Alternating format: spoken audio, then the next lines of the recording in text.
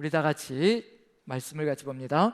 마태복음 7장 1절부터 5절까지의 말씀 어떤 내용이 있는지 같이 한번 천천히 봉독하도록 하겠습니다. 같이 읽습니다. 시작. 비판을 받지 아니하려거든 비판하지 말라. 너희가 비판하는 그 비판으로 너희가 비판을 받을 것이요 너희가 헤아리는 그 헤아림으로 너희가 헤아림을 받을 것이니라. 어찌하여 형제의 눈 속에 있는 티는 보고 내 눈 속에 있는 들보는 깨닫지 못하느냐. 보라, 내 눈 속에 들보가 있는데 어찌하여 형제에게 말하기를 나로 내 눈 속에 있는 티를 빼게 하라 하겠느냐. 외식하는 자여, 먼저 내 눈 속에서 들보를 빼어라.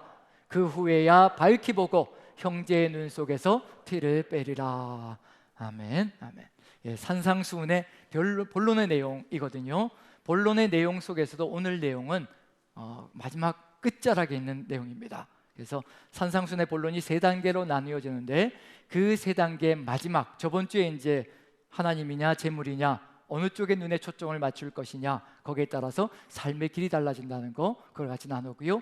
오늘은 그 본론 마지막 결론으로 끝자락으로 이제 비판하지 말라는 내용이 들어가 있습니다. 왜 산상수훈의 내용 속에 가장 마지막에, 결론의 마지막에, 본론의 마지막에 비판하지 말라는 이야기가 들어가 있을까? 이게 단순한 일은 아니기 때문에, 단순한 것은 아니기 때문에 산상수훈 속에 마지막에 위치하고 있을 것이라 생각되어집니다. 그대로부터 지금까지 우리는 늘 우리의 시선을 가지고 비판하기를 좋아하는 그런 삶을 살아가고 있다라는 아마 느낌이 들고요. 저도 그런 사람들 속에 포함되어져 있고요. 그래서 늘 주의하려고 애를 쓰는데도 불구하고 또 이런 말씀을 보면서 또 경각심을 가지고 또 변화의 길을 걸어가려고 애쓰기도 합니다. 요즘같이 특히 21세기는요 아주 사람을 비판하는 것이 너무도 쉽게 오픈되어 있는 시절입니다. 과거에는 그저 얼굴을 쳐다보고 뭐 이렇게 하는 그런 만남들을 통해서 이루어지기도 하고 뒤에 사람들과의 만남을 통해서 이루어지기도 하는데 이제는 뭐 만남이고 이거 뭐 다 필요도 없이 그냥 혼자서도 할 수 있는 그런 시절이 되어버렸습니다. 인터넷과 SNS 문화가 확장되어지고 발달되어지면서요 댓글을 다는 문화들이 끊임없이 펼쳐지고 있는 중이죠. 그래서 익명성으로 자기 이름도 드러나지 않은 상태에서 사람들을 수없이 비판하고 비방하고 비난하는 일들이 요즘 아주 손쉽게 이루어지는 시절이 된 것 같습니다. 우리 시대에 더욱더 살려내야 될 내용이 바로 비판하지 말라는 이런 내용이 아닐까, 우리 그리스도인들이 좀 더 가슴 깊이 새겨야 될 내용이 아닐까라는 생각이 듭니다. 그래서 일전에 TV 프로그램을 한 가지 봤는데요, 서클하우스라고 오은영 박사님이 요즘 아주 상담으로 아주 TV에서 굉장히 유명세를 타고 있는 분이죠. 그래서 전 그분을 보면서 물 들어올 때 노젓고 계시는구나, 아주 안 나오시는 데가 없더라고요. 그래서 야, 요즘 아주 노젓이라고 애를 쓰시는구나. TV 또 CF 광고도 하시더라고요. 그래서 그런 걸 보면서 아주 요즘 히트치는 시절이구나라는 생각이 드는데, 오은영 박사님이 이제 좀 사회자가 되어서 이제 운영하는 서클 하우스라는 그런 프로그램이었는데 그 내용 속에 누가 등장했었냐면요, 이게 쇼트트랙, 우리 한국이 굉장히 유명하잖아요. 스케이트에서 쇼트트랙 선수들이 이제 참여해서 같이 대화를 나누는 시간이었는데 거기에 이제 여러 선수들이 나와서 간판 스타들이에요. 한국에 나와서 이제 이야기를 나누는데 공감이 가는 내용들이 상당히 많은 거예요. 예. 그 중에 곽윤기라는 선수 혹시 들어보셨는지 모르겠지만 이게 쇼트트랙 선수인지 운동선수인지 연예인인지 분간이 안 갈 정도로 머리를 핑크색으로 물들이고 거기다 유튜버로도 또 활동합니다. 그러다 보니까 이제 유명세를 타기도 하고 꽤 말을 재밌게 하면서 즐겁게 이렇게 재담이 좋은 친구인데, 이걸 재담이 좋다, 아주 즐겁게 재밌게 말한다 라고 얘기할 수도 있는데 어떤 사람들은 가볍다, 또 이렇게 뭐 까분다 이렇게도 얘기할 수가 있거든요. 그런데 나와서 이제 쭉 얘기를 나누는데 이런 얘기를 하더라고요. 좀 마음에 아픈 얘기들을 이제 쏟아놓더라고요. 어떤 내용이냐면 스케이트 선수로 이제 유튜버로 활동하면서 열심히 하고 있는데 이제 어떤 때는 성적이 실적이 잘 안 나올 때가 있다는 거예요. 경기를 했는데 굉장히 이제 실적이 안 나온 거죠. 그랬더니 뭐 보란 듯이 내 그럴 줄 알았다, 네가 그렇게 까불더니 그렇게 연습도 안 하고 뭐 유튜버니 뭐 이런 거 하면서 머리도 그렇게 물들이고 그러더니 그럴 줄 알았다, 그런 댓글들이 달릴 때마다 마음이 무척이나 아프다는 그런 이야기를 나눴습니다. 그러면서 뭐라고 얘기하냐면요, 자기가 운동을 하면서 육체적인 부상을 많이 당해봤다는 겁니다. 앞 선수의 스케이트 날에 찍혀가지고 얼굴이 찢기는 경우도 있고요. 그래서 자기 보조개가 이게 인공으로 찍혀가지고 수술이 이렇게 되어서 이렇게 인공 보조개도 생겼다라고, 그리고 또 발목이 부러지는 경우도 있고, 이런 부상을 당하면 만약에 발목이 부러지면 전치 4주가 나오면 4주 동안 기부스하고, 그리고 또 기부스 푼 다음에 재활 치료하고, 그리고 나서 이제 선수로 복귀할 수가 있다는 얘기거든요. 유효 기간이 있다는 거예요. 부상을 당하면, 육체의 부상을 당하면 유효 기간이 있어서 그 기간 동안, 물론 선수로 복귀하면 두렵긴 하다는 겁니다. 스케이트 날에 찍혔을 때, 뭐 부러졌을 때, 막 스피드를 낼 때 또 그러면 어떡하나라는 두려움은 있다고 합니다. 그런데 또 연습을 계속하면서 나가다 보면 극복할 수가 있는데, 그런데 누군가가 쏟아부은 비방과 비난, 비판을, 그것들은요 유효 기간도 없다라고 얘기를 합니다. 유효 기간도 없이 가슴에 계속 마음에 남고 남아서 상처가 되고 고통이 된다라고 이야기하는 소리를 들으면서, 아, 비판, 비방과 비난이라는 것이 이렇게 힘겨운, 그리고 어려운 상처를 줄 수가 있다는 것을 느껴볼 수 있지 않을까라는 생각이 듭니다. 성경 속에서도요, 하나님의 말씀 속에 분명히 잠언서 26장 2절에는요 이렇게 말씀해 놓으셨습니다. 아마 이런 것들이 있지 않을까라는 생각에서 하신 말씀이 아닐까 싶습니다. 까닭 없는 저주는 참새가 떠도는 것과 제비가 날아가는 것 같이 이루어지지 않느니라 라고 말씀해 놓으셨거든요. 하나님께서 분명히 말씀하시길, 까닭 없는 저주, 비판, 비방, 그리고 비난들, 이런 것들은 참새가 떠도는 것 같고 제비가 날아가는 것 같이 이루어지지 않는다는 겁니다. 그 사람의 삶 속에 아무리 비난하고 비방해도요, 그것은 그 사람 삶 속에 성취되지 않는다는 겁니다. 그런데 안타까운 건 뭐냐면요, 사단은 지금도 비방과 비난, 저주들을 사용하고 있다는 얘기거든요. 왜냐하면 성취는 되지 않는데 사람의 마음속에 깊숙한 상처를 주어서 공동체를 분열시킬 수 있기 때문에 사단은 지금도 그걸 활용하고 있다는 얘기거든요. 이루어지진 않습니다. 그 사람의 삶 속에 비난과 비방과 저주는 성취가 되지 않을 겁니다. 하나님께서 차단시키실 거예요. 그런데 마음에 깊숙한 상처가 남을 수 있다는 얘기거든요. 그래서 비판하지 말라는 이 내용 속에 하나님께서 이 내용을 가지고 우리의 삶을 이끌어 가시며 공동체를 세워 가시고자 하는 그런 의미가 깊이 있지 않을까라는 생각을 가져봅니다. 자, 그런 점에서요, 지금 이제 비판이라는 것이 어떤 의미를 가지고 있길래 또 거기에 덧붙여서요, 산상순의 본론에 왜 맨 마지막에다가 이 말씀을 하실까? 분명히 의미가 있을 거란 얘기거든요. 그럼 비판이라는 것이, 비난이라는 것이, 비방이라는 것이 어떤 의미를 가지고 있는 것이기에 마지막에 위치하면서 중요한 그런 관점을 가지고 우리에게 가져가게 만드시는 걸까? 한번 야고보서와 한번 비교를 해보겠습니다. 야고보서를 읽어보면요, 이제 거기에 비방과 비판이라는 것이 이런 의미를 가지고 있는 거구나. 그래서 마지막 순간에 이걸 하지 못하게 만드시는구나. 마지막에 있다는 얘기 뭐냐면요, 거치고 와서 이런 단계가 될 수 있다는 것을 지금 주의를 주고 있는 중입니다. 경각심을 심어주고 있는 중이거든요. 자, 야고보서를 한번 읽어봅니다. 같이 한번 살펴보죠.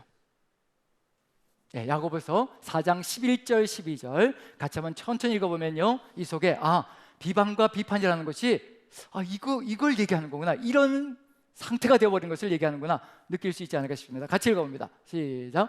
형제들아 서로 비방하지 말라. 형제를 비방하는 자나 형제를 판단하는 자는 곧 율법을 비방하고 율법을 판단하는 것이라.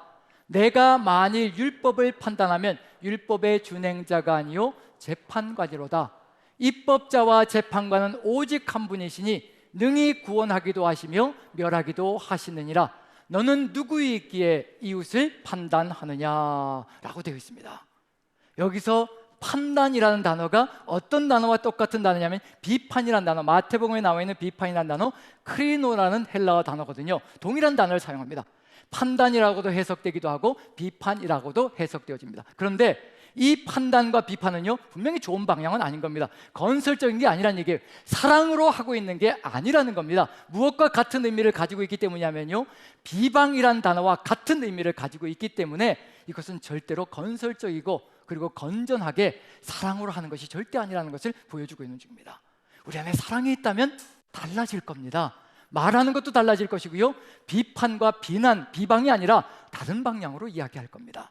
여기서 형제들아 서로 비방하지 말라. 형제를 비방하는 자나 형제를 판단하는 자는 곧 율법을 비방하고 율법을 판단하는 것이라. 그리고 내가 만일 율법을 판단하면 율법의 준행자가 아니요 재판관이로다. 여기서 분명히 드러나는 건 뭐냐면요, 비방과 판단, 이것이 율법을 판단하고 비방하는 것과 같다는 의미가 들어가 있습니다. 율법 속에 뭐라고 되어 있던가요? 내 이웃을 내 몸과 같이 사랑하라고 분명히 말씀해 주셨지, 내 이웃을 내 마음대로 비판하고 네 생각대로 재단하라고 말씀하신 적이 없습니다. 그런 명령을 주신 적이 없습니다. 예수님께서는 내가 너희를 사랑한 것처럼 너희도 서로 사랑하라고 말씀하셨지, 너희가 서로 비방하라라고 말씀하신 적이 없습니다. 우리가 서로 비방하고 비판한다는 얘기는 뭐냐면요, 비난한다는 얘기는 뭐냐면 그 율법을 넘어가고 있는 중입니다. 하나님께서 하지 말라고 한 그 형제를 우리가 비판하고 비방한다는 것은 율법을 넘어가는 것이요, 율법을 넘어간다는 얘기는 뭐냐면요, 우리가 율법의 준행자가 아니라 우리는 주신 말씀을 지켜야 되는 준행자들이 되어야 하는 겁니다. 그런데 우리가 입법자요, 재판관이 되어 있는 겁니다. 그럼 여기서 심각한 건 뭐냐면요, 형제를 비방하고 비판하는 것이 누구의 자리를 차지하는 것인가, 그걸 보라는 얘기입니다. 하나님의 자리를 차지하는 겁니다. 하나님의 자리를 차지해서 내 마음대로 재단하고 내 마음대로 판단하고 내 마음대로 생각해서 그 형제 자매들을 치고 부대쓰리는 그런 역사가 이루어지고 있다는 것을 얘기하고 있는 중입니다. 그런데 이것이 한순간에 이루어지는 것일까? 절대 그렇지 않다는 겁니다. 하나님의 말씀은요, 우리가 형제를 비판하고 비방하는 그 교만한 자리에 서 있을 때 그것이 정말 한순간에 이루어진 것인가? 그게 아니라는 겁니다. 차근차근 거쳐오는 길목이 있다는 겁니다. 그 과정을 거쳐서 이 결론까지 온다는 얘기거든요. 그래서 산상수훈의 본론의 마지막 부분이 비판하지 말라는 이유는 뭐냐면요, 이런 단계를 제대로 이루어가지 못하면 결국 마지막에 이와 같은 길이 열리고 말 것이라, 하나님의 자리를 차지하고 마는 그런 역사가 펼쳐지고 말 것이라, 그게 시편 1편 1절 2절 속에서도 들어가 있습니다. 구약시대부터 하나님은 이런 길들을 우리가 걸어가지 말기를 간절히 소망하셨거든요. 한번 시편 1편 1절만 한번 읽어봅니다. 어떤 연관관계가 있는지 1, 2, 3번까지만 읽어보는 겁니다. 같이 한번 읽어보죠. 시작.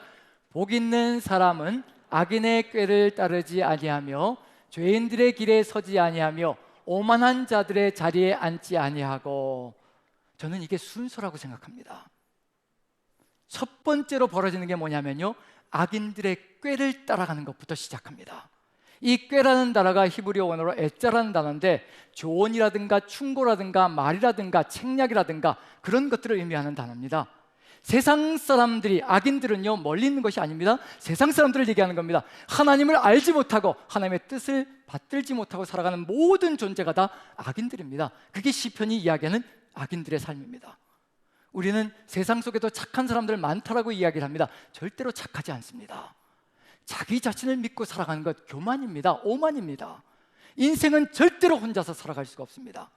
하나님이 없이는요, 우리를 창조하시는 창조주가 없이는요, 우리는 앞길조차 모르고 살아가는 겁니다. 한 치 앞도 내다보지 못하고요, 어디로 가야 할지도 모르고 살아가는 게 인생길이거든요. 근데 내가 내 마음대로 살아간다, 이것처럼 오만불손한 태도가 없는 겁니다. 아무리 착하다고 해서 착함을 위장하고 있을 뿐입니다. 하나님을 알지 못하는 존재, 선이라는 것조차도 모릅니다. 오직 하나님만이 선하신 분입니다. 오해하지 마시고 착각하지 마셔야 됩니다. 자, 그렇게 착하게 살아가면 되지, 절대로 그렇지 않습니다. 하나님을 모르는 존재, 선할 수 없고 착할 수 없습니다. 바른 길을 걸어갈 수가 없습니다. 여기서 악인들에게 세상 사람들의 말과 세상 사람들의 방식과 세상 사람들의 조언과 충고를 따라가는 그것부터 시작하는 겁니다. 그때 하나님의 말씀이 버려지는 거고요, 하나님의 말씀이 벌어지면서 악인들의 방식, 세상 사람들의 방식을 취하기 시작하는 것, 그게 순서가 시작입니다. 그것으로 시작해서 무엇이 이루어지기 시작하냐면 죄인들의 길에 서서 이제 걸어가기 시작합니다. 그들과 함께 합류해서요, 그 길을 걸어가는 겁니다. 그래서 산상순의 마지막도 두 길을 얘기할 거거든요. 좁은 길과 넓은 길이 있다고 얘기를 합니다. 하나님의 말씀을 따라가는 자, 좁은 길을 걸어갈 것이고요, 하나님의 말씀엔 세상 사람들이 가는 길, 많은 사람들이 걸어가는 길, 그 길은 넓은 길이 될 겁니다. 악인들에게 세상 사람들이 살아가는 방식을 좋아서 그 방식을 거머쥐고 걸어간다면요, 죄인들의 길에 서서 쭉 걸어갈 겁니다. 결론이 뭐가 될까요? 누가 왕좌에 앉아서 살아가는 삶이 될까요? 오만한 자들의 자리에 앉지 않는다. 오만한 자의 자리에 앉는 겁니다. 내가 왕이 되어가는 겁니다. 하나님을 제쳐버리고 내 왕자에서, 내 삶의 자리에서 하나님을 제쳐버리고 내가 주인이 되고 내가 왕이 되어서 이제 호령하며 살아가는 겁니다. 교만이라는 것이 뭐냐면요, 가장 최종적인 단계인 겁니다. 죄인들의 길을 걸어가다가, 하나님 말씀을 버리고 죄인들의 길을 걸어가다가 결국 최종적으로 가는 자리가 교만이고 오만이라는 겁니다. 내가 왕이 되어, 내가 주권자가 되어서 세상을 호령하며 살아가는 겁니다. 하나님 없이 살아가는 겁니다. 그래서 잠언서에 분명히 선포하시길 교만은 패망의 선봉이다라고 분명히 선포하셨습니다. 교만은 패망의 선봉이다. 이걸 히브리 원어를 그대로 한글로 바꾸면요, 좀 더 쉽지 않을까 싶습니다. 교만함은 패망 바로 직전에 나타나는 현상이다. 그게 바로 히브리 원어가 보여주고 있는 내용입니다. 교만이 나타나기 시작하면요, 이제 패망이 바로 눈앞에 다가온 겁니다. 왜냐하면 하나님의 자리를 차지했거든요. 그 역사가 지금 시편 속에서 들어가고 있습니다. 이걸 막아내는 것, 그 길은 멀리 있는 것이 아니라는 얘기거든요. 2절이 보여주고 있습니다. 같이 한번 2절을 읽어보죠. 같이 시작. 오직 여호와의 율법을 즐거워하여 그의 율법을 주야로 묵상하는도다. 이거밖에 없습니다. 오직 여호와의 율법을 주야로 묵상할 때요, 그 자리를 절대 우리가 차지하지 않습니다. 여호와의 율법을 주야로 묵상할 때 살아계신 하나님이 누구이신가를 깨닫기 시작합니다. 전능하신 하나님이 우리의 삶을 이끌어야 우리가 살아갈 수 있다는 것, 천지를 창조하신 그분이 나의 주인이 되어야 한다는 것을 고백하기 시작합니다. 그래서 시편 1편이 삶이 되어 있으면요, 어떤 역사가 펼치냐면요, 시편 그 다음부터는요, 이미 시작부터 아무리 절규가 일어난 고통의 세월이 우리 앞에 펼쳐져 있고 악한 자들이 세력을 떨치며 흥황할지라도 시편 그 다음부터는요, 무엇이 선포되기 시작하냐면 1절에서 여호와여 여호와여 여호와여. 시편 1절을 한번 읽어보십시오. 모든 시편의 1절들을 한번 읽어보십시오. 누구를 부르는 것으로 시작하고 있는가? 여호와의 율법을 죄로 묵상할 때요, 하나님을 만나게 되고 깨닫게 되고 하나님을 고백하게 됩니다. 그래서 어떤 삶의 정황 속에서도 누구를 부르는 것으로 시작하냐면요, 여호와여라고 부르는 것부터 시작합니다. 그리고 내 모든 것을 쏟아놓기 시작합니다. 살아계신 하나님이 나의 인도자이시라는 것을 믿기 때문에 내가 절대로 그 왕자를 차지하지 않습니다. 그 역사가 이게 보여주는 것 속에서 우리가 지금 시편 속에서 보는 것처럼요, 우리가 지금 산상수훈 속에서 마지막 단계에서 비판하지 말라라고 얘기했을 때 어느 단계까지 올 것인가? 첫 번째 산상수훈의 단계에서는요, 하나님의 말씀을 온전하게 만들어서 줍니다. 이 말씀을 우리에게 삶으로 이루어 간다면 그 다음에 어디로 나가지 않을 수 있는 악인들의 꾀는 물론이거니와 죄인들의 길에 들어서지 않는다는 것을 얘기하는 겁니다. 그래서 구제와 기도와 금식을 통해서도, 우리의 삶의 길을 통해서도요, 우리 자랑이 아니라 하나님의 영광을 드러내는, 하나님 나라를 만들어가는, 우리가 구제하며 기도하며 금식하며 그 삶을 살아갈 때에도 하나님의 영광이 드러나는 하나님 나라를 이루어간다는 얘기입니다.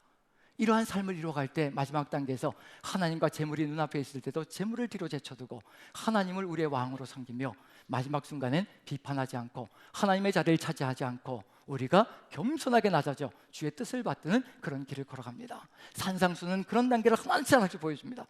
첫 번째로 그 하나님의 말씀, 완전하게 만들어진 그 하나님의 말씀을 제쳐버리면요, 그 다음에 죄인들의 길에 들어서기 시작합니다. 그 죄인들의 길은 바로 구제와 기도와 금식, 교회 생활을 통해서도 내 영광을 드러내기 시작하고요, 내 자랑질을 하기 시작합니다. 그 역사가 펼쳐지는 거거든요. 그리고 마지막 순간에 하나님과 재물의 선택에서 재물을 선택하고 나의 영광, 천하만국의 영광을 드러내고요, 무조건 내가 왕좌에 올라가서 모든 사람을 비판하고 재단하고 내가 원하지 않고 내 마음에 들지 않을 때는 가차없이 쳐내는 일들이 벌어지기 시작합니다. 이 길로 가지 않게 만드시려고 우리에게 산상수훈의 말씀을 주셨습니다. 이 삶 속에서 우리가 걸어간다면 하나님의 뜻을 온전히 이루어가는 역사가 펼쳐질 것이라는 거, 그걸 우리에게 알려주시고 걸어가고 이끌어 가시는 중입니다. 지금 이 삶 속에서 우리가 봐야 될 게 무엇인가? 이제 그렇다면 왜 이렇게도 우리가 다른 사람들을 비판하고 비방하는 그런 일들을 살아갈까? 한번 찰스 스윈들 목사님의 7가지, 그 이유를 한번 7가지, 왜 판단하고 비방하고 비난하는가, 이 7가지 이유를 한번 살펴보면요, 딱 한 가지로 축약될 수가 있습니다. 우리가 그것이 무엇이냐 한번 살펴보도록 하죠. 같이 한번 읽어봅니다. 자, 비판하지 말아야 될 7가지 이유가 있는데 같이 한번 천천히 읽어보죠. 1번 같이 읽습니다. 시작. 우리는 모든 사실을 다 알지는 못한다. 2번, 우리는 그 동기를 다 이해할 수 없다. 3번, 우리는 완전히 객관적으로 사고할 수 없다. 4번, 우리는 상황을 완전히 알지 못한다. 5번, 우리는 보지 못하는 부분들이 있다. 6번, 우리는 편견이 있으며 시야가 흐려질 수 있다. 7번, 우리 자신은 불완전하며 일관성이 없다. 한마디로 딱 줄이면 뭐가 될까요? 우리는 어떤 존재라는 얘기인가요? 우리는 한계가 분명한 인생이다라는 겁니다. 하나님이 보시는 것처럼 다 볼 수가 없습니다. 우리는 한 사람이 이 눈앞에 서 있는데요, 이 사람의 현재 모습밖에는 볼 수 있는 것, 현재 모습도요 지금 드러나고 있는 것밖에는 볼 수가 없습니다. 그 사람이 과거에 어떤 사람을 만났고 어떻게 자라왔고 어떤 친구를 만났고 어떤 부모 밑에서 어떻게 고생하며 어떻게 자라왔는지, 왜 이 사람이 지금 이렇게 얘기할 수밖에 없고 이렇게 행동할 수밖에 없는지 아는 것이 아무것도 없습니다. 그리고 이 사람을 향한 하나님의 계획이 무엇인지, 그럼에도 불구하고 내 눈에 보기에는 아무것도 아닌 존재인 것 같고 내 눈에 보기에는 비판할 것밖에 없는 이 사람을 하나님은 하나님의 눈으로 바라보시며 그럼에도 불구하고 놀라운 역사를 계획하셔서 미래를 계획 세우셔서 보내시고 그 꿈을 이루시기 위해서 지금도 하나님은 이끌어 가시는 역사가 있거든요. 근데 우리는 한 치 앞도 내다보지 못합니다. 내 미래도 모르는데 다른 사람의 미래를 어떻게 우리가 재단할 수 있겠으며 어떻게 우리가 얘기할 수 있겠습니까? 하나님의 눈과 우리의 눈은요 너무도 다릅니다. 너무도 다르기 때문에 한계가 너무도 분명하기 때문에 제발 비판하지 말라는 겁니다. 제발 비방하지 말라는 겁니다. 우리의 가려진 시선을 가지고 시야를 가지고 비판하고 비방하는 것은 결국 공동체를 분열시키는 길로 가는 것밖에 남는 것이 없다는 것을 알려주고 있는 중입니다. 어느 누구도 하나님의 위치, 하나님처럼 하나님의 자리를 차지해서는 안 된다는 것을 분명히 보여주고 있는 중입니다. 저도 간간히 비판이 쏟아서 나올 때 있습니다. 제 마음속에 비방이 쏟아서 나올 때 있습니다. 그때마다 움찔움찔 저 자신을 돌아봅니다. 돌이킵니다. 이런 말씀을 읽을 때마다 내가 돌이켜야지, 내가 하나님의 말씀을 따라서 하나님의 눈으로 최선을 다해서 하나님의 마음으로 보려고 애를 써야지, 그렇게 돌이킵니다. 우린 돌이켜야 합니다. 돌이키지 않으면 언제 어느 때 무너질지 모르는 것이 우리의 삶의 길이라는 얘기거든요. 지금 우리의 삶 속에서 왜 이렇게 한계가 분명한데도 불구하고 계속해서 우리의 마음이 비방과 비난과 비판으로 나아가려고 할까? 그걸 말씀은 우리에게 보여주고 있는 중입니다. 눈에 뭐가 있다라고 얘기를 할까요? 눈에 다른 사람의 눈에 티는 보고 내 눈 속에 있는 들보는 보지 못하느냐라고 말씀해주고 계십니다. 다른 사람의 눈에 티가 있습니다. 티가 있어요. 내 눈 속에 들보를 먼저 빼어내고 형제 눈 속에 티를 빼라라고 얘기하십니다. 잘못이 있다는 겁니다. 형제 자매들의 잘못이 있을 수 있다는 겁니다. 그런데 먼저 네 눈 속에 들보를 먼저 빼고 그리고 다른 형제 자매들의 눈 속에 티를 빼라고 얘기하는 겁니다. 내 눈 속에 들보는 도대체 무엇일까? 어떤 것일까? 한번 그림을 보시면 좋겠습니다. 보시면서 어떤 느낌이 드시는지 한번 얘기해 주시죠. 어떤 느낌이 드시나요? 설마 저게 날까? 설마 저게 날까? 그런 생각이 흠칫 들지 않나요? 지금 어떻게 아름답게 보이시나요? 흉측하게 보이시나요? 우리가 하는 일이 흉측할 수가 있습니다. 저를 비롯해서 우리 모두가 하는 일들이 저와 같이 하나님 보시기에 흉측할 수가 있거든요. 저는 근데 저 그림을 하나 더 바꾸고 싶은 마음이 있습니다. 자, 눈의 들보는 한쪽에만 있을까요? 양쪽에 다 있을까요?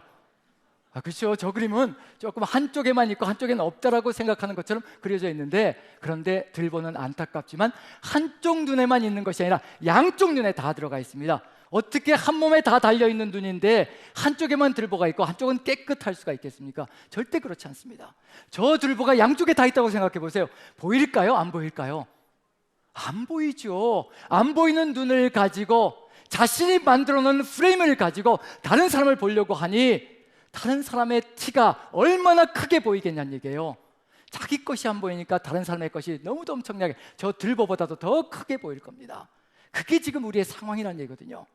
저 들보를 뭐라고 얘기할 수 있냐면요, 사람의 위선이라는 것도 얘기할 수가 있겠고요. 그 다음에 아더 핑크라는 분은 위선이라고도 얘기하고, 그 다음에 영적 교만이라고도 얘기하고요, 그 다음에 숨겨져 있는 죄와 욕망이라고도 이야기를 합니다. 저는 거기에 덧붙여서 무엇도 될 수 있다고 생각하냐면요, 우리의 신앙관도 저와 같은 들보가 될 수 있다고 생각합니다. 그 구체적인 예가 어디에 들어가냐면요, 욥의 세 친구들을 보면 신앙관마저도 저렇게 들보가 되어서 친구를 매도할 수 있다는 것을 느껴볼 수가 있습니다. 자신들이 만들어 놓은 신앙관, 자신들이 만들어 놓은 하나님 상입니다. 하나님의 틀입니다. 순종하면 축복을 받고 불순종하면 저주를 받는다. 이걸 넘어가는 하나님은 절대 없다. 하나님 바로 이런 분이다. 분명히 순종할 때는 축복을 주시고 불순종할 때는 분명히 저주가 있다. 이것 이상도 이하도 아니다. 이렇게 딱 하나님을 만들어 놓고요, 틀을 만들어 놓고 들보를 만들어 놓고 친구를 보니 욥이 겪고 있는 그 저주스러운 상황을 보니까 저건 분명히 저주받을 짓을 했고 불순종을 한 것이 틀림없다라고 친구를 재단하고 비방하고 비난하기 시작합니다. 판단하기 시작합니다. 그런 일들이 벌어집니다. 우리가 만들어 놓은 신앙관, 우리가 바라보고 있는 하나님상, 그것도 형제 자매들에게 상처가 될 수 있는 길들이 열려질 수 있다는 얘기거든요. 심각한 일이 벌어질 수 있습니다. 그리고 다윗의 이야기 속에 또 이런 이야기도 들어가 있습니다. 다윗이라는 인물은 참 훌륭한 인물인데, 숨겨져 있는 죄, 위선적인, 자기는 저지르지 않은 것처럼, 자기는 죄인이 아닌 것처럼 포장하고 위선적인, 외식하는 삶을 살아갈 때 어떤 일이 벌어질 것인가? 이미 밧세바를 간음했고요, 그리고 우리아라는 남편을 죽였습니다. 그때 나단 선지자가 와서 이제 비유를 들어서 부자, 양을 많이 갖고 있는 부자, 양 한 마리를 애지중지 자식처럼 키우고 있는 사람의 이야기를 비유로 들어서 이야기합니다. 어느 누가 들어도, 우리가 양심의 가책을 가지고 있다면요, 어느 누가 들어도 다윗 자신을 이야기하는 것인데, 다윗 자신보다는 좀 덜한 사람을 이야기하고 있는 거거든요. 부자가 양을 많이 가지고 있는데 손님이 찾아왔을 때 자기의 양 중에 한 마리를 잡아서 손님을 대접하는 것이 아니라 한 마리밖에 없는 애지중지 자식처럼 키우고 있는 그 가난한 사람의 양을 빼앗아 가지고 그걸 잡아서 손님을 대접했다. 그 얘기를 다윗이 듣자마자 이건 어느 누가 들어도 자기보단 덜한, 자기가 더 못한 인생이라는 것이 분명히 드러나는데도 그 사람을 향하여 이렇게 일격을 날립니다. 그놈은 반드시 죽어야 될 것이고 4배로 갚아야 될 것이라. 그게 자기 이야기라고 생각했다면 절대로 그렇게 하지 않았을 겁니다. 지금 죄가 가득 들어차고 위선이 가득 들어차면요, 다른 사람을 보는 눈도 달라지고 판단력이 흐려진다는 것을 분명히 보여주고 있는 중입니다. 지금 이와 같은 상황 속에서 지금 우리가 가지고 있는 이런 영적 교만이라든가, 그리고 이런 신앙적인 프레임들, 그리고 우리의 주장들, 우리의 이념들, 이런 것들이 오히려 이러한 들보가 되어서 우리의 삶을 무너뜨릴 수 있고, 또 형제자매들을 비난하고 비판하고 비방할 수 있는 길로 갈 수 있다는 것을 보여주고 있는 중입니다. 그럼 이제 우리에게 가장 중요한 것은 무엇일까요? 어떻게 이것을 우리가 제거할 수 있을 것인가? 어떻게 제거가 되어져야 우리가 바른 삶을 살아가며 주님의 뜻을 이루어갈 수 있을 거거든요. 그래서 한번 갈라디아서 6장 1절을 봅니다. 갈라디아서 6장 1절. 자, 같이 한번 3단계로, 1절을 3단계로 나누는데요, 한번 천천히 한번 읽어봅니다. 같이 한번 읽습니다. 시작. 형제들아, 사람이 만일 무슨 범죄한 일이 드러나거든 신령한 너희는 오류한 심령으로 그러한 자를 바로잡고 너 자신을 살펴보아 너도 시험을 받을까 두려워하라. 이게 하나님께서 원하시는 겁니다. 형제들아, 사람이 만일 무슨 범죄한 일이 드러나, 다른 사람의 눈에 티가 보이는 겁니다. 범죄한 거예요. 잘못한 겁니다. 그 범죄한 게 보이는 겁니다. 다른 형제 눈 속에 티가 보입니다. 그런데 그 티를, 그 범죄한 것을 비방하고 비난하고 비판하라고 말씀하시는 것이 아니라요, 너희는 온유한 심령으로 그러한 자를 바로 잡으라고 얘기합니다. 온유한 심령으로, 온유의 영을 가지고 그러한 사람들을 바로 잡으라고 얘기를 합니다. 그리고 또 뭘 하라고 얘기하냐면요, 너 자신을 살펴봐. 스페코라는 단어인데요, 면밀히 아주 자세하게 샅샅이 살피는 겁니다. 너 자신을 살펴봐서 너도 시험을 받을까 두려워하라. 너 자신 속에 있는 들보가 있는지, 혹시 그 들보 때문에 그 친구의 범죄를 보게 되는 것인지, 그 들보를 통해서 보는 것인지 샅샅이 살펴봐서 너는 그것이 없도록 하라라고 이야기를 합니다. 바로 이렇게 살아가는 것이 우리의 삶이 되어야 된다는 얘기거든요. 자, 그러면 이렇게 살아가기 위해서 반드시 필요한 게 한 가지 있습니다. 한 가지, 그게 뭘까요? 온유한 심령이 될 수 있는 길, 온유한 심령으로 다른 사람을 바로잡을 수 있는 길, 형제자매들의 티를 빼낼 수 있는 길, 어떤 사람일까요?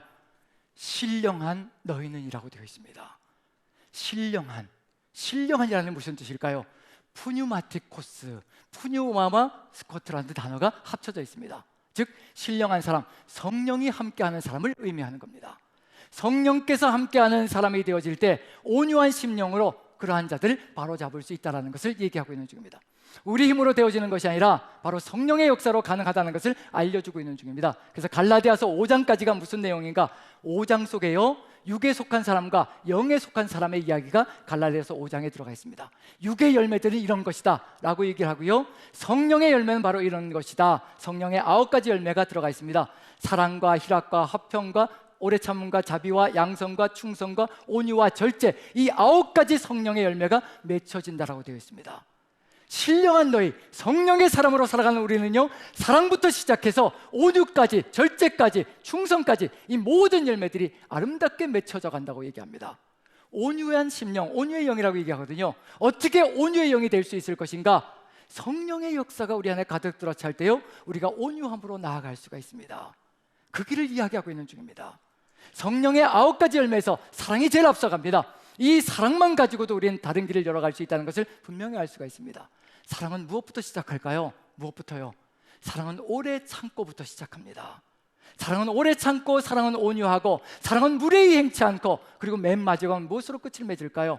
사랑은 모든 것을 견디는 것으로 마감이 되어집니다. 오래 참는 것으로 시작해서 모든 것을 견디는 것으로 끝을 맺고요, 가운데 중간에 무례하지 않다라고 얘기를 합니다. 사랑은 무례하지 않습니다. 성령의 열매인 성령께서 함께 하심으로 우리가 성령의 인도하심에 받아서 우리가 사랑을 이루어간다면요, 우리는 절대 형제자매들에게 무례하게 행동하지 않을 수가 있습니다. 그런데 안타까운 건, 제가 목회를 하면서 느끼는 건 뭐냐면요, 자신의 주장이, 자신의 생각이, 자신의 뜻이 관철되지 않으려고 하면요, 그렇게 무례해질 수가 없습니다. 그렇게 무리하게 행동할 수가 없습니다. 그것이 얼마나 안타깝게 다가오는지요. 우리가 정말 성령의 역사 가운데 거하고 성령의 인도하심을 받는 사람이란, 설사 내 주장이 잠시 막혀가는 한이 있더라도 하나님의 뜻을 이루어가야 되거든요. 사랑부터 온유까지, 그리고 절제까지, 충성까지, 이러한 열매들이 맺혀져가는 삶을 이루어간다면 우리는 다른 삶을 살아갈 수가 있습니다. 우리 안에서 성령의 역사, 우리 모두가 신령한 존재로 성령께서 이끌어가는 삶을 살아간다면요, 분명하게 저는 확신합니다. 우리 눈에서 들보를 빼낼 수가 있을 것이고요, 성령께서 하시는 역사입니다. 들보가 빼내어지고 우리 눈에 십자가가 새겨질 겁니다. 그게 바로 성령의 역사 속에 들어가 있습니다. 성령께서 지금도 우리에게 말씀하시고 계시거든요. 지금도 우리에게 우리 구주 예수 그리스도의 그 보혈의 공로가 무엇인지, 우리 한 사람 한 사람이, 저를 비롯해서 우리 한 사람 한 사람이 얼마나 엄청난 사랑을 받았고, 얼마나 엄청난 용서를 받았고, 모든 비방과 비난 속에서 그것이 아니라 우리를 용서하시고 이해하시고 우리를 받아들이시는 그 십자가 사랑이 얼마나 큰 것인지 주의 성령께서 지금도 우리에게 말씀하십니다. 우리가 죽을 수밖에 없는 죄인이었고 사형수였음에도 불구하고 주님께서 십자가 사랑으로 우리를 용서해 주셨고, 우리를 이해해 주셨고, 우리를 받아주셨다는 것, 관대하게 용서하시며 이끌어 가신다는 것, 그것을 성령께서 지금도 우리에게 알려주시는 겁니다. 그 성령의 역사가 우리 안에 가득 들어차면요, 눈에 들보가 하나씩 하나씩 사라지며 십자가가 하나씩 하나씩 새겨지기 시작할 겁니다. 우리 눈에 십자가가 새겨지면요, 우리는 주의 사랑으로 같이 사랑하며 나아가는 존재가 될 겁니다. 그 길을 이루어 가시기 위해서 우리를 지금도 이끌어 가시며 주의 성령께서 역사하시고 인도해 가신다는 것. 그럼 이제 마지막으로 해야 될 것이 한 가지 있습니다. 무엇을 구해야 될 것인가? 지금 하나님이냐 재물이냐를 놓고 저번 주에 같이 나눴던 말씀이 있습니다. 그것도 똑같이 오늘과 똑같이 연결되는 겁니다. 마지막 세 번째 단계에 들어가 있는 내용이거든요. 하나님인가 재물인가, 눈에 초점을 바로 맞추지 않으면요, 절대로 하나님께 방향을 바꾸어서 나아갈 수가 없습니다.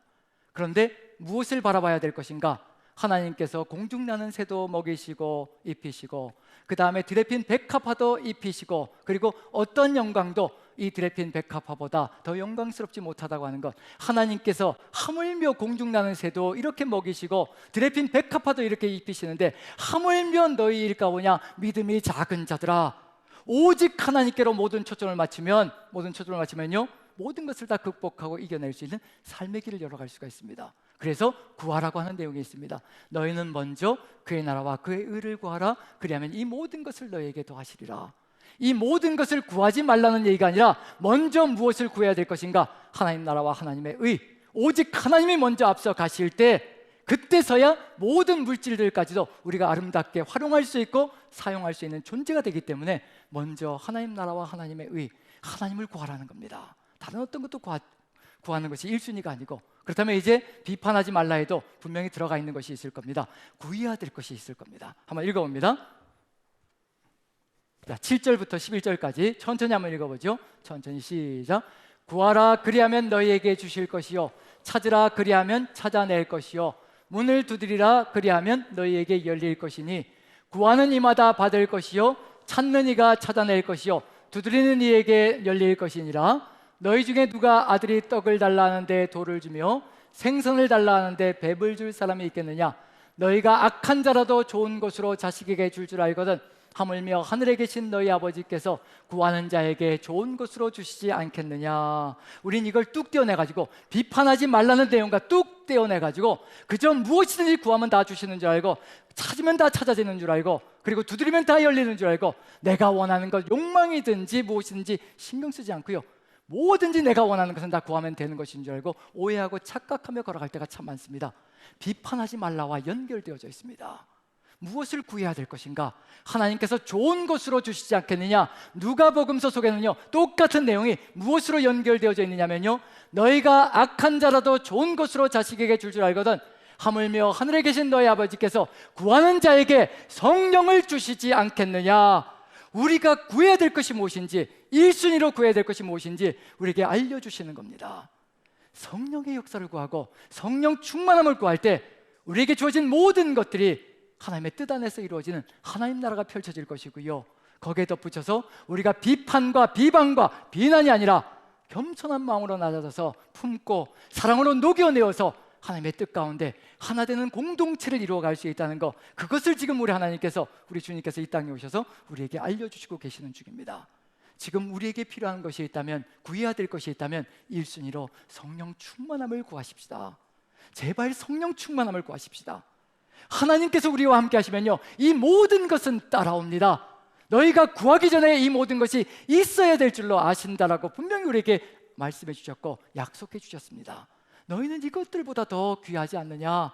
믿음이 작은 자들아, 오직 주의 성령께서 우리 안에 가득히 충만하게 역사하실 때 우리의 믿음이 주를 향하여 간절하게 나아갈 수 있을 것이며, 주의 옷자락을 붙들어도 우리가 살 수 있다는 확신을 가지고 걸어갈 수 있는 존재가 될 것이라는 것, 그러할 때 우리 눈에서 들보가 사라지고 우리의 판단력과 우리의 생각, 우리의 주장이 사라지고 주의 십자가가 우리 눈에 든든하게 서서 그 주의 십자가로 우리 형제자매들을 바라본다면 사랑하지 않을 수가 없습니다.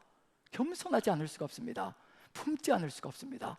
그 사랑으로 나가며 여러분들 한마음 되어서 우리 남산 공동체를 십자가의 공동체로 아름답게 사랑으로 하나 되게 하는 귀한 공동체가 되기를 간절히 축원드립니다.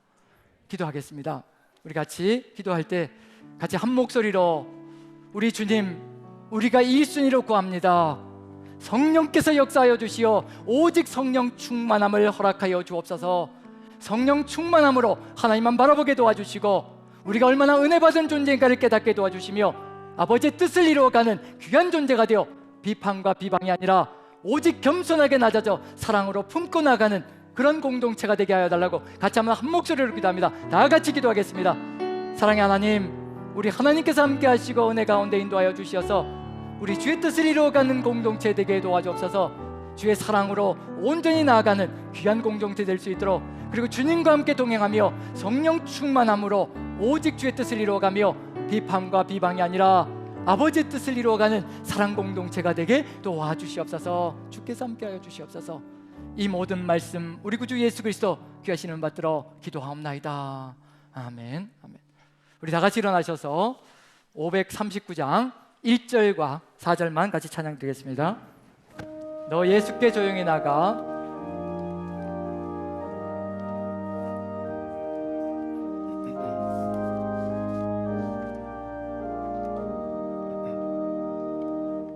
너 예수께 조용히 나가. 내 모든 짐 내려놓고 주 십자가 사랑을 믿어 죄 사함을 너 받으라. 주 예수께 조용히 나가. 내 마음을 쏟아놓으라. 늘은 미리 보시는 주님, 그 은혜를 베푸시. 너 주님과 사귀어 살면, 너 주님과 사귀어 살면 새 생명이 넘치리라. 주 예수를 찾는 이 앞에 참 밝은 빛